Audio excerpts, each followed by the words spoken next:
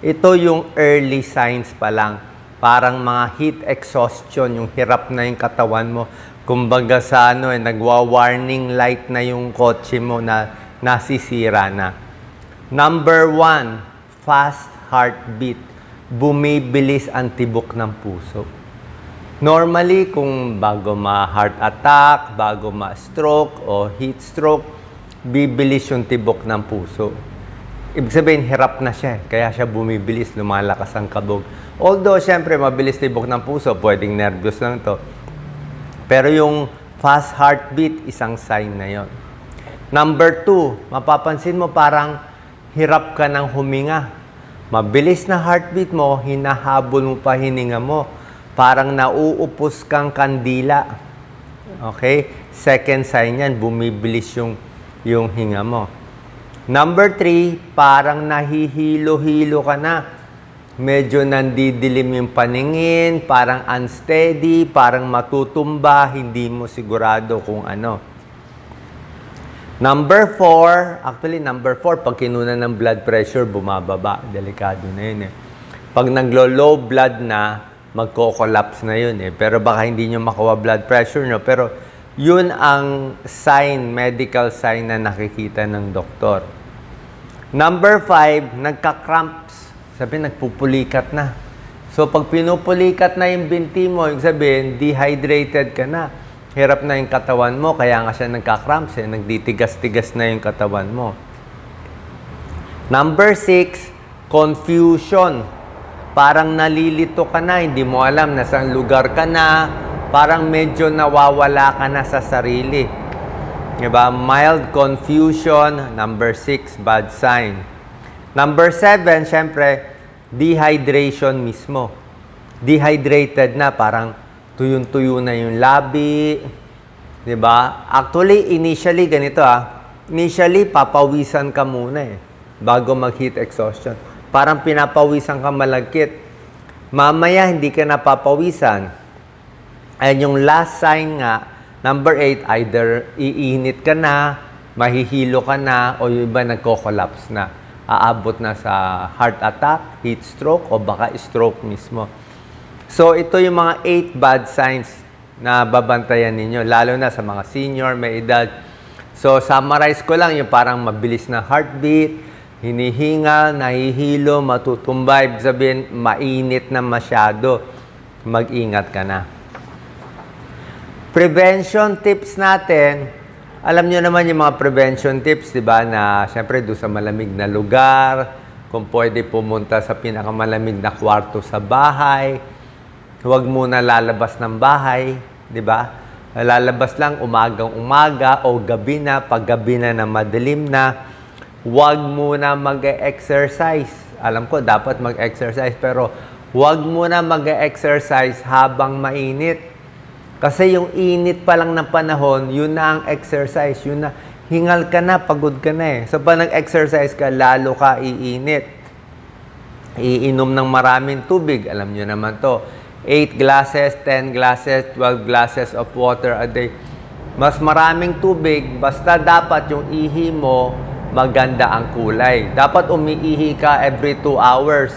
Kung 4 na oras hindi ka na umiihi, check na natin, baka nag-kidney failure na yan. So, dapat umiihi at light yellow or yellow lang ang kulay. Hindi pwede orange na ang kulay ng ihi nyo. Kung hindi sapat ang tubig, minsan kasi ang pawis natin, may asin yan, may electrolyte. Kung talagang hindi sapat ang tubig, pwede magbuko. Okay, pwede magbuko juice, pwede magpakwan, pwede yung mga matutubig na pagkain, okay din yan. Dapat din natin i-check yung mga senior, yung mga bata. Diba? Binabantayan natin, i-check din natin kasi sila yung madali maging biktima. Yung mga dati nang may sakit. Tapos yun na nga, pag nagtatrabaho sa labas, dapat nga may break sa tanghali.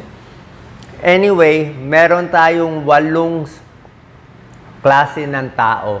8 groups of people na dapat mag-ingat o ito yung 8 sakit na lumalala kung tayo ay naiinitan. Magugulat kayo dito.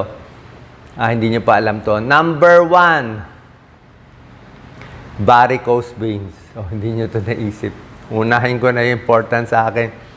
Yung mga may varicose veins, pansin nyo yan. Pag nainitan, magang-maga ang varicose nyo. Varicose sa paa, varicose sa kamay, manas. Manas na manas kayo pag mainit. Kasi pag mainit, nagdadilate, bumubuka yung mga artery, yung mga vein. Kaya yung mga ugat natin na dating malaki sa paa, lalong lalaki yan. Galit na galit yung mga ugat, ang pangit tignan, magmamanas pa yung paa natin. Hanggang binti, hanggang hita, pwedeng magmanas. Okay, lumalala yan. So, ano gagawin? Dapat may compression stockings. Bili tayo ng compression stockings, yung masikip na medyas. Meron yan sa sa internet, i-check nyo. Meron yan, yung iba't iba yung sikip. Ako yung pinakamasikip na ginagamit ko. Sinusuot ko yan everyday para at least mapigilan yung pagmanas ng paa. Dapat din siguro sa tanghali, like ngayon wala naman ako oras, sa tanghali sa gabi, dapat tinataas yung paa. At least 10 minutes. 10 minutes kahit nakaganyan yung paa mo para yung gravity bumaba. Kung merong kayong kasama na magmamasahe, maganda, minamasahe. Kunwari paa to, binti, minamasahe. Mini milk para umakyat yung manas, mapunta dito sa puso at maihi natin. Sa puso, pupunta niya sa kidney para maihi. So, manas ang nagiging problema. Ang gusto ng may manas, malamig, mga winter, cold area. Pag naliligo, gusto niya malamig na tubig. Para pag malamig, lumiliit ang varicose. Number 2, lahat ng senior dapat mag-ingat pag mainit ang panahon.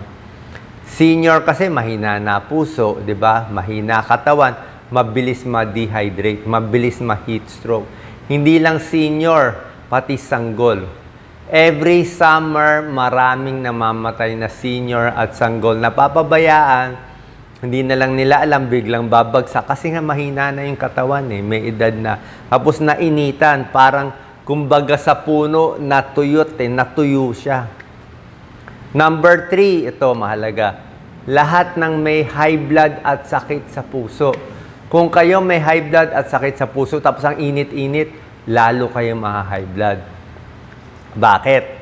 Siyempre, nai-stress ang puso pag mainit Tataas ang blood pressure mo, pwede atakihin sa puso, yung balance ng fluid sa circulation natin, nagugulo siya. Either dehydrated ka, kulang ka sa tubig, sobrahan ka sa tubig, kulang or sobra, pareho hindi maganda.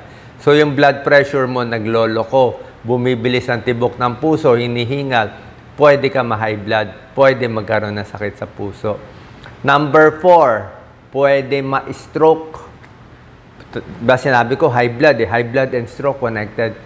Sabi ng mga kaibigan kong neurologist na kaibigan, sabi nila, ang summer, ang panahon ng stroke. Summer ang panahon ng mga stroke. Pagdating ng summer, yung mga hospital, emergency room, mas marami sila nakikitang stroke. Bakit? Sobra init Tumataas ang blood pressure. Hindi naman kaya mag-aircon lagi. Pag tumaas ang blood pressure, ano mangyayari? Tataas ang blood pressure. Yung pressure sa ulo, pag may edad na, pwedeng pumutok. Pwedeng pumutok yung ugat natin sa ulo. Pag pumutok, stroke na, dudugo. Diba? Tapos mainit, stress pa tayo, pagod pa tayo, hirap na tayo gumalaw, pipilitin natin gumalaw, ma-high blood ka lalo. Mainit pa, ma-high blood ka pa lalo. Diba? Tapos nagda-dilate yung ugat natin, pag taas ang blood pressure, nai-stroke. Very common yan. So, ingat sa stroke pag summer at mainit. Sabi ko nga, dun lang tayo sa malamig. Easy-easy lang para makasurvive tayo. Number 5 na lumalalang sakit, sakit sa kidney, sakit sa bato, kidney stone, UTI, infection sa ihi, lahat yan lumalala. Pag mainit ang panahon, mataas ang creatinine, mag-iingat tayo. Bakit? Ang kalaban ng kidneys ay dehydration. Ang pampabuhay sa kidneys ay tubig. Gusto ng kidneys maraming tubig. Happy siya maraming tubig. Trabaho ng kidneys, gumawa ng ihi. Yan ang sabi ng professor ko dati. Isa lang ang trabaho ng kidneys, gumawa ng ihi. So, kailangan maraming tubig. Oras na ma-dehydrate tayo, kumonti ang tubig, ano mangyayari? Maghihingalo ang kidneys.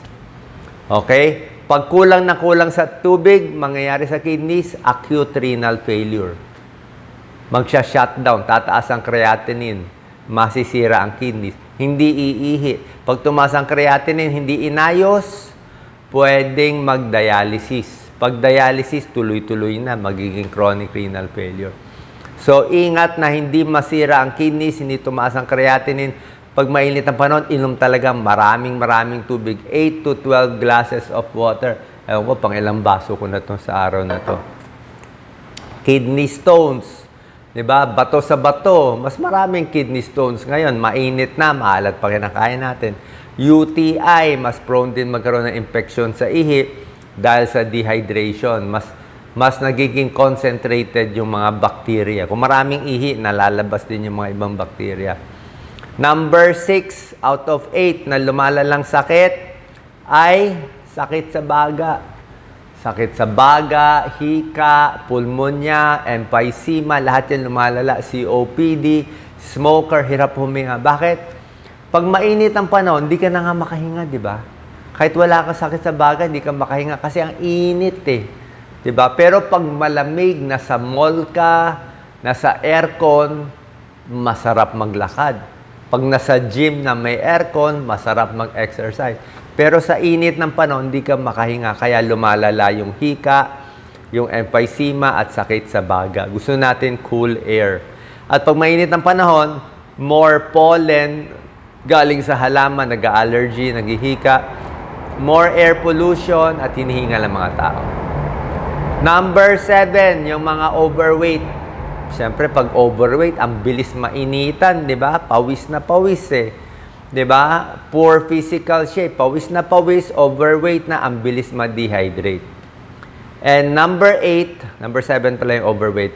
Number 8 is food poisoning. Di ba? Mainit ng panahon, ang bilis masira ng pagkain natin. Ingat tayo. Siguro, after 2 hours na kahain, pag hindi kakainin, lagay nyo na sa refrigerator. Ang bilis dumami ng bacteria, magtatai tayo. Pag nagtae na food poisoning, mainit na, dehydrated na, nagtatai pa, nako, delikado, ma-hospital tayo. Lalo na pag senior, nagtae, delikado. Ang bilis masira ng pagkain, mas maraming mga infectious diseases. Okay? So, ingat po lagi, inom ng maraming tubig, magtago sa init ng araw, at ano lang yan sanayan ng katawan Sanayan ng katawan. Pag walang ginagawa, inom ng maraming tubig, easy lang ang galaw, pag pagod, higa-higa lang, yan lang magagawa natin. Okay? Sana po nakatulong to para makasurvive tayo sa init ng panahon. God bless po.